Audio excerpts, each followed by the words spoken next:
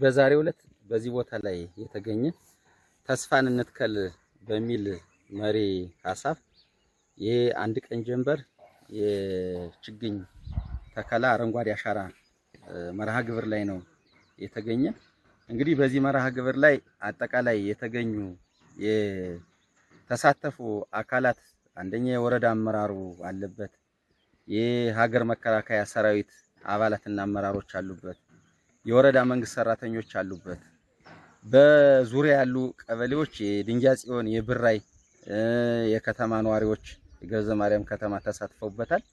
እንግዲህ ይሄ የአንድ ቀን ጀንበር ችግኝ ተከላ ተስፋን እንትከል በሚል መሪ ሐሳብ እየተከበረ ያለ ሲሆን በሀገር ደረጃ እንግዲህ ከ8 ቢሊዮን በላይ ችግኞች ነው በሀገራችን ደረጃ ይተከላሉ በአንድ ቀን ጀንበር ተብለው የተያዙ።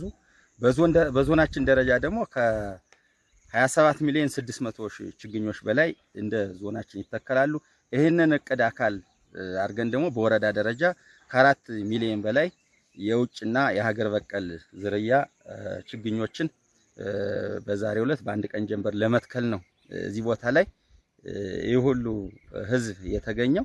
እንግዲህ ይህንን ስናደርግ አጠቃላይ ይሄ አረንጓዴ አሻራ በሀገር ደረጃ ያለውን እቅድም የኛ ድርሻ ስለሆነ በዚህ ላይ የወረዳችን እቅድ ለማሳካት ነው ዛሬ በአንድ ቀን ጀንበር ይህንን በንቅናቄ እየሰራን ያለ።